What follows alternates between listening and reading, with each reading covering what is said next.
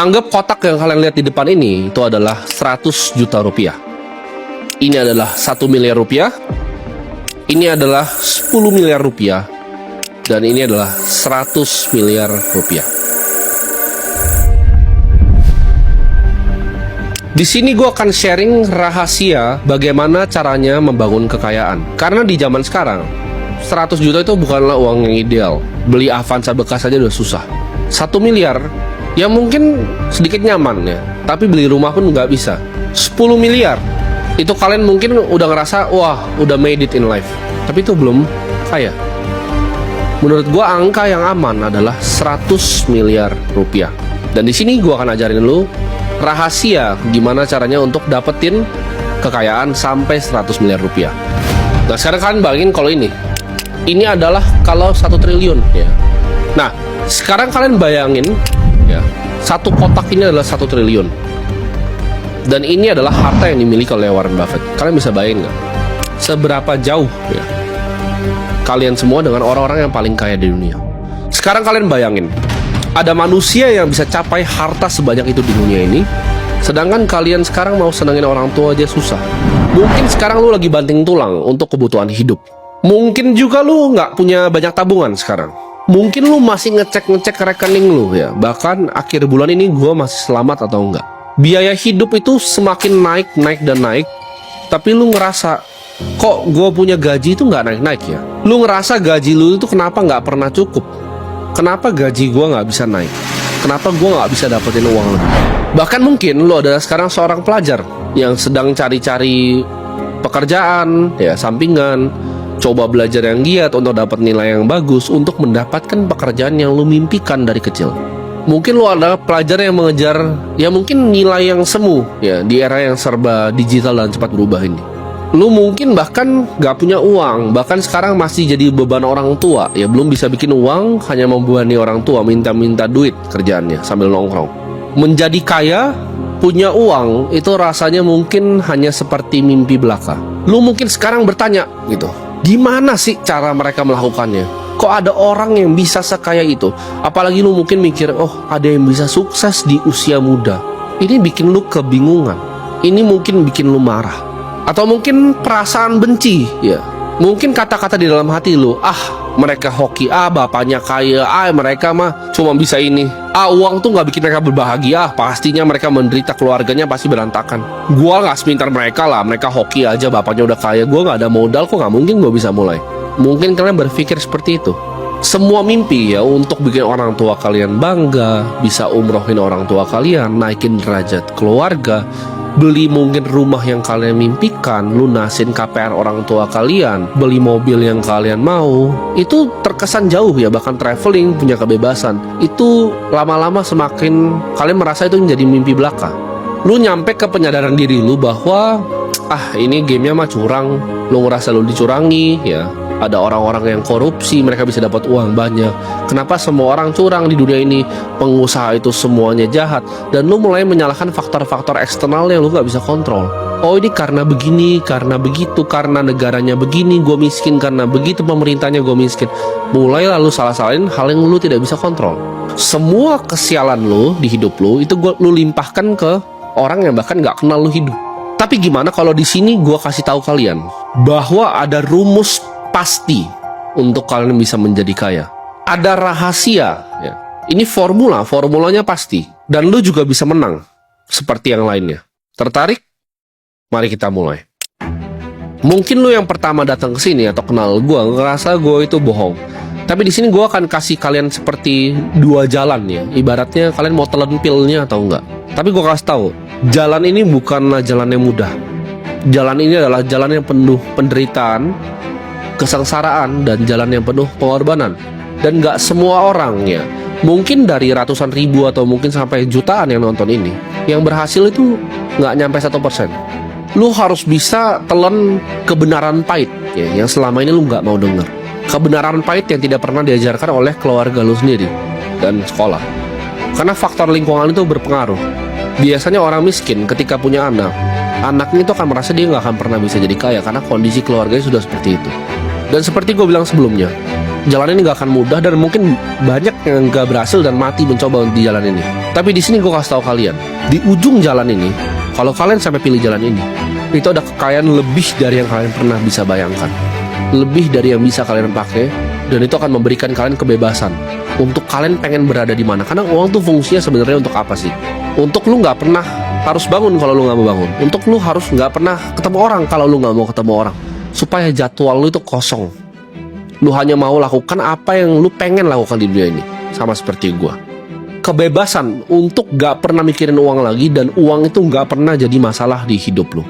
Ini video gua terinspirasi dari buku gua sendiri yang gua tulis ya 10 tahun lalu. Gua tulis di situ dimana uang itu, gue nggak pengen uang tuh jadi masalah lagi di hidup gue. Dan gue waktu itu pernah tulis, target gue di situ masih ada bukunya sampai sekarang. Gue pengen punya 100 miliar di umur 35 tahun. Karena gue mencapai itu ternyata jauh lebih mudah. Dan gue berjanji di buku itu, kalau sampai gue capai tujuan gue itu, gue akan bantu sharing ke orang lain apa yang gue pelajari. Dan gue akan sharing isi buku itu di sini. Gue mungkin bukan level kayaknya Warren Buffett atau 9 naga ya. Tapi gue yakin gue bisa ngajarin kalian, at least kalau dapat uang kayak gue, itu uang yang lu gak usah pernah mikir kalau lu mau makan, gak usah pernah mikir kalau mau beli mobil, gak usah pernah mikir kalau mau beli rumah. Itu uang yang lu hambur-hamburin juga udah gak habis lagi. Karena gue udah mencapai jauh lebih dari target gue tadi di umur 35 tahun di usia yang lebih muda ya. 10 kali lipat, 11 kali lipat, bahkan 12 kali lipat. Jadi di sini gue mau ajarin kalian untuk dapetin uang more than you ever need ya. More than you ever know what to do even with the money. Ini gue akan pertama breakdown dulu dari pemikiran kalian ya. Karena kalian untuk bisa mencerna video ini, kalian harus punya gelas yang kosong. Karena pemahaman kalian tentang uang ya, dari kecil kalian tahu kalau kalian belum kaya, artinya pemahaman kalian tentang uang itu salah. Kalian nggak tahu konsep-konsep seperti apa itu uang ya. Kalian pikir uang itu hanya menukar dengan waktu. Kalian juga nggak ngerti uang itu bisa jadi uang lagi. Kalian merasa bisnis itu yang penting punya modal. Bisnis yang penting punya ide. Sekolah juga masalahnya nggak pernah ngajarin kalian begini, dan itu nggak membantu sama sekali ya. Sekarang gue coba tanya ke kalian deh ya, kalian coba Google ya. Kalau kalian ada orang miskin yang merasa bahwa kalian nggak bisa kaya, coba kalian Google how many millionaires are self-made ya. Miliuner itu kalau di USD itu orang yang punya kekayaan 15 miliar rupiah lebih. Berapa banyak? Kalian akan ketemu ya. Ketika kalian Google tuh angkanya sekitar 79% di semua survei yang ada. Artinya 80% orang ya, hampir 80% orang itu bikin uangnya sendiri dari nol, dari miskin. Kalau mereka juga bisa, kalian harusnya bisa. Cuman kalian nggak tahu rumusnya kan.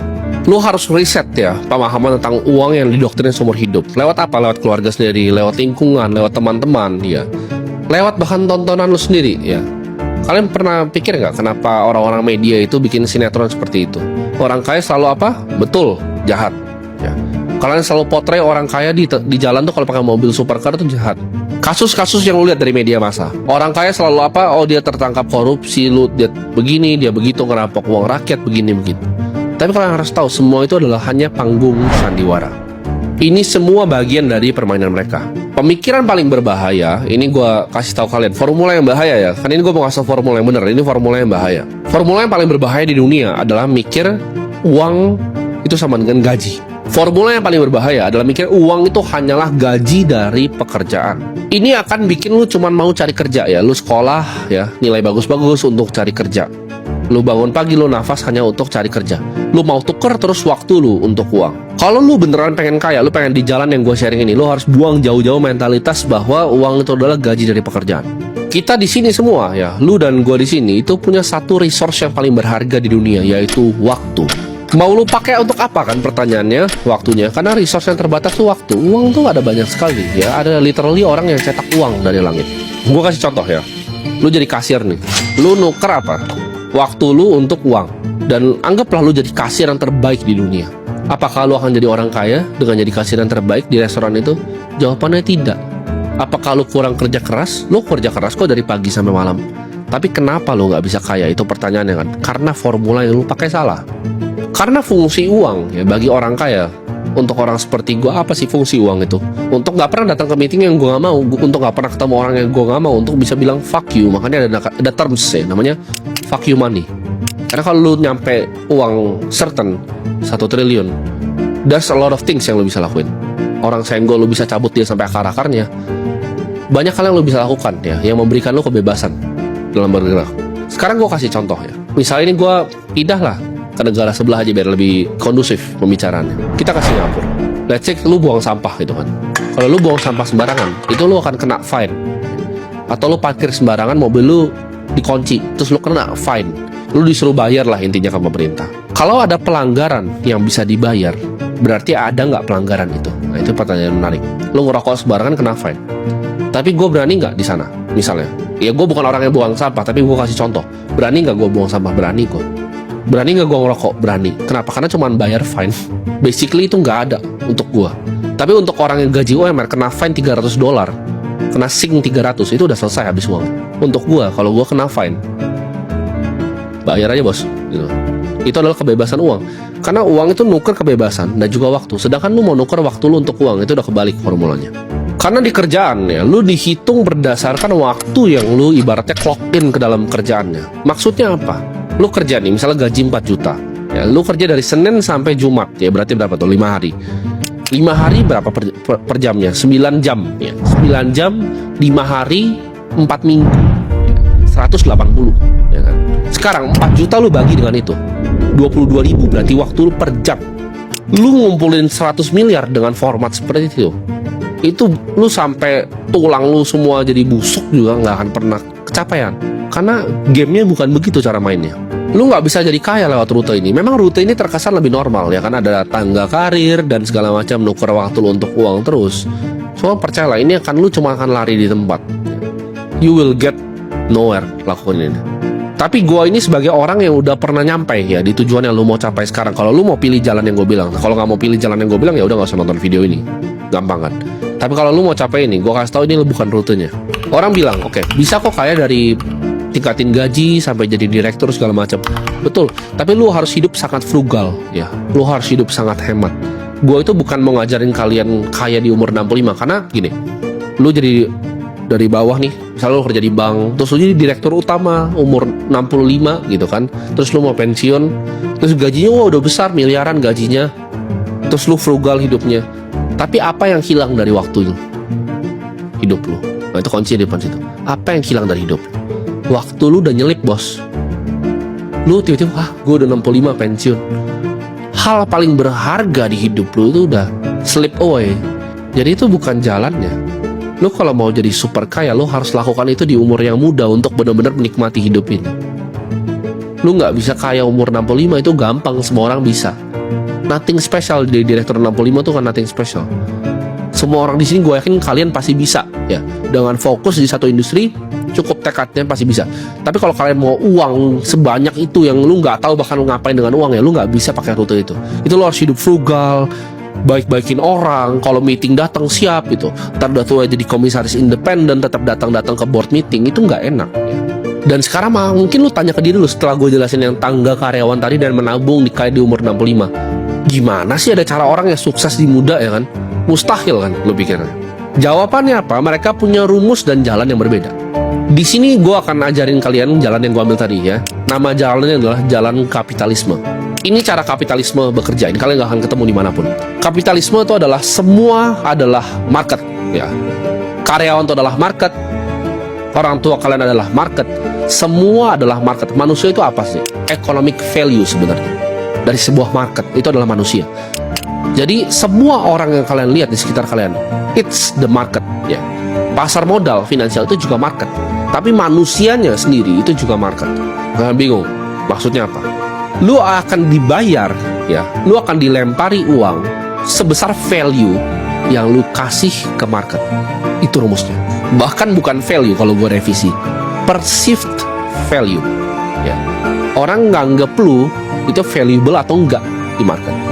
Gue kasih contoh sederhana, Apple ini adalah contoh ya, value di market. Lu bisa nggak bikin seperti ini? Lu bisa nggak bikin shipping dari China se-efisien ini? Bisa nggak lu bikin produk dengan harga sini sebagus ini? Jawabannya nggak bisa. Itu kenapa dia perusahaan $3 triliun. Gue kasih contoh bahkan yang lebih gampang kalian mengerti dah, nggak usah bisnis orang aja. Gue kasih contoh Raffi Ahmad di sini. Kalian banyak yang mungkin kesel dalam hati kalian. Bahkan nih gue yakin ya, agensi yang pernah endorse dia mungkin kesel. Kok dia sekali endorse 100 juta, kok gue gajinya 3 juta. Mungkin anak-anak agensi ini kesal banget gitu. Ih, dia cuman postingnya begini. Tapi mereka lupa perceived value Raffi Ahmad di masyarakat itu lebih besar dibanding lu orang agensi. Lu itu gampang digantiin, Raffi itu nggak bisa digantiin. Kenapa jurnalis yang kerja di tempat gua yang tulis berita itu uangnya lebih banyak dibanding office boy? Karena semua orang, gua tarik orang asal di bawah, supir gua deh gua tarik sih, suruh ngepel, bisa jadi office boy. Perceived value di masyarakatnya rendah, atau di market gua sebutnya kapitalisme. Kalau misalnya jurnalis, lu perlu belajar untuk cara nulis dengan baik. Editor video, lu perlu bisa untuk mengoperasikan software seperti DaVinci. Itu ada skill yang masih dipelajari. Akuntan, lu harus bisa, lu harus ngerti perpajakan, lu harus ngerti bikin buku. Sedangkan office boy cuma ngepel, semua orang bisa. Ya. Jadi kalian paham di sini, perceived value lu di masyarakat itu sebesar apa?